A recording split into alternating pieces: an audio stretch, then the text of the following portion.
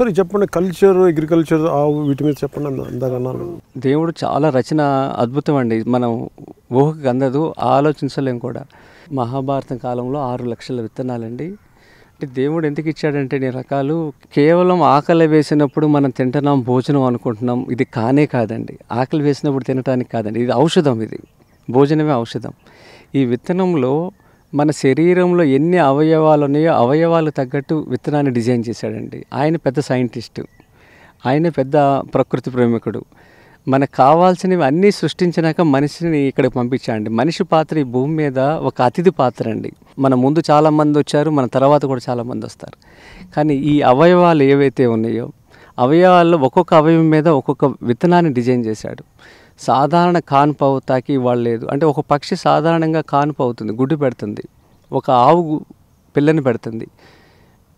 ఇక్కడ ఎక్కడ సిజరన్ లేదు. మనిషికి సిజరన్ ఏంటండి? ఇదేం డెవలప్మెంట్ చెప్పండి. 25 ఏళ్ళు ఏ పంటను వేసినా దాని ప్రభావం లివర్ మీద, బ్రెయిన్ మీద క్యాన్సర్ రావడానికి ఉపయోగపడుతుందండి.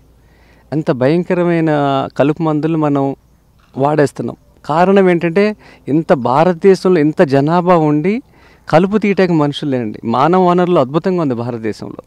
కానీ ఈ ప్రభుత్వ పథకాలు రైతుకి అనుసంధానం చేసి 300 రూపాయలు ఇస్తున్న ఈ పథకంని రైతుకి 150 ఇవ్వాలి, ప్రభుత్వం 150 ఇవ్వాలి. అప్పుడు రైతు 8 గంటలు దగ్గరుండి పనిచేస్తాడు, సంతకం పెట్టాల్సింది ఆయనే కాబట్టి.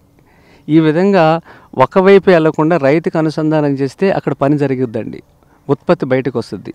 ఆవులు కూడా గర్భం వదిలేసిన ఈ మధ్యన తిండి వల్ల చెప్పండి అది ఒకసారి. గ్రామాల్లో ఈ మినువుకి ఎక్కువ వాడుతున్నారు కలుపు మందు. ఆ మినువు కాడ తిన్న పశువులు 3-4 నెలల గర్భం వదిలేస్తున్నాయండి. డాక్టర్ చెప్తాడు మీరు ఇడ్లీ తింటే మంచిదండి అని. రైటే, కానీ దానికి వాడే మూలాల్లో రైతులు ఏం చేసి పండిస్తున్నారు అనేది డాక్టర్కి తెలియదు. డాక్టర్ చెప్తే వేదం కాబట్టి ఆ ఇడ్లీ తింటున్నారు. ఆరోగ్యవంతుడు అనారోగ్యవంతుడు ఇద్దరు కూడా ఇడ్లీ తినొచ్చు అంటారండి. నిజానికి మంచిది, దాంట్లో ఆయిల్ లేదు. కానీ ఇప్పుడు ఉన్న మినపప్పు డేంజర్ అయిపోయింది. ఇప్పుడు మినపప్పు తింటే క్యాన్సర్ వస్తుంది, ఆ ఇడ్లీ తింటే క్యాన్సర్ వస్తుంది. మీరు ఆంధ్రప్రదేశ్ తెలంగాణలో ఏ హోటల్కి వెళ్ళినా ఇడ్లీ దొరుకుద్దండి. కానీ ఆ ఇడ్లీలో ఉన్న విషయం ఇది వాళ్ళ.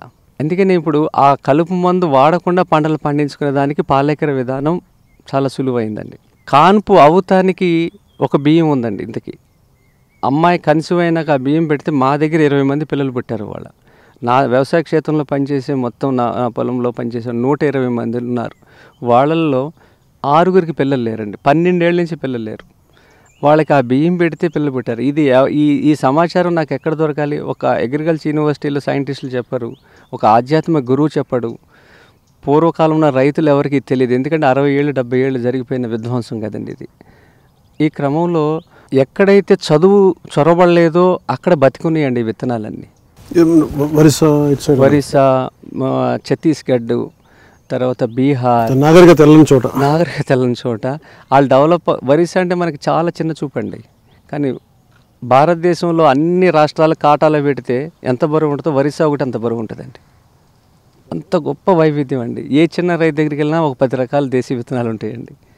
ఒరిస్సాలో మనకి పూరి జగన్నాథ్ ఉన్నారు కదండి. పూరి జగన్నాథ్ దగ్గర 3 రకాల విత్తనాలతో భోజనాలు పెడతారండి. రేపు మళ్ళీ 3 రకాల విత్తనాలండి ప్రత్యేకం. మరి ఈరోజు వండింది రేపు వండరు. 3 ఒకటి కదా? ఒకటి కాదండి. ఇలా సంవత్సరం వరిలోనేనండి. వరిలో 3 రకాలతో పెడతారు ఒకరోజు, మళ్ళీ రేపు ఇంకో 3. అలా సంవత్సరం వచ్చేసరికి 1000 రకాలు అవుతాయండి. ఎన్ని వరి 5,000 రకాలు. 5,000 రకాలు బతుకున్నాయి ఇంకా ఇప్పటికి భారతదేశంలో. మనకి ఆంధ్ర తెలంగాణ ఎన్ని బతుకున్నాయి? లేవండి. అదేనండి ఆవిడ అన్న ఫస్ట్ మాట ఏముందంటే మీరుకి ఎక్కువ డబ్బులు కావాలి కానీ ఎక్కువ ఆరోగ్యం అక్కర్లేదుగా మీకు అందండి. మీకున్న హాస్పిటల్ మాకున్నాయో చూడండి వచ్చి మా ఒరిస్సాలో అందండి. ఇక గుప్పుడు విత్తనాలు ఇచ్చిందండి. ఆ విత్తనాలు తీసుకొచ్చి ఇక్కడ డెవలప్ చేసి వాళ్ళు పెట్టిన భిక్షేనండి ఇవన్నీ. మన దగ్గర అక్కుళ్ళు అని ఉండేదండి చిన్నప్పుడు. అక్కుళ్ళు, రాజనాల, కాకిరెక్కలు, కృష్ణ కాటుకలు ఇవి మన ఆంధ్రప్రదేశ్ అండి. కానీ ఏది అట్టి పెట్టుకోలేదండి. అంటే జరిగిన పరిణామం ఏంటంటే అధిక దిగుబడి అనే వైపు అందరూ ఆస్తి వెళ్ళిపోయారు, కానీ ఇది తింటే ఎంత అధిక ఆరోగ్యం అనేది ఎవరు ఆలోచించలేదండి. మనకున్న భారతదేశంలో పండగలు తీసుకున్నా కూడా పంటలు తీసుకున్న పంటలను బట్టే పండగలు వచ్చినాయండి ఎక్కడ చూసినా కూడా. అంటే విడిగా దాన్ని మనం చూడలేమండి. కల్చరు అగ్రికల్చర్ 2 ఒకటేనండి చూస్తే. అది మనం వినాయక చవితి ఒకటి తీసుకుంటే మొదటి పండుగ అండి మనకి. వినాయక చవితి పండుగలు స్టార్ట్ అవుతాయి మనకి శ్రీరామనవమి వరకు. ఈ వినాయక చవితి అనేది ప్రతి సంవత్సరం ప్రతి గ్రామంలో చేసుకునే పండుగ అండి. ప్లాస్టర్ ఆఫ్ ప్యారిస్ విగ్రహంతో లేని వస్తువుని తీసుకెళ్లి చెరువులో కలుపుతున్నారండి. ఈ మట్టితో తయారు చేసే విగ్రహం నేర్పిస్తే ఉపాధి. దీనికి మన శిక్షణా తరగతులు ఇస్తేనండి స్థానిక కుమ్మరులకి తయారు చేసే వాళ్ళకి భరోసా ఇస్తే స్థానిక చెరువు బాగుపడుతుందండి, స్థానిక కళాకారుడు బాగుపడతాడు.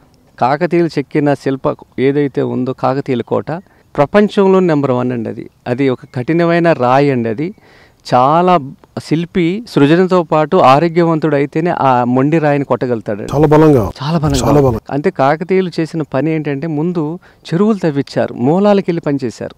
చెరువుల ద్వారా పంటలు పండుతాయి, పంటలు పండితే మంచి ఆహారం తింటే మంచి కళ నైపుణ్యం వస్తుంది, సృజన వస్తుంది అని ఆలోచించారు.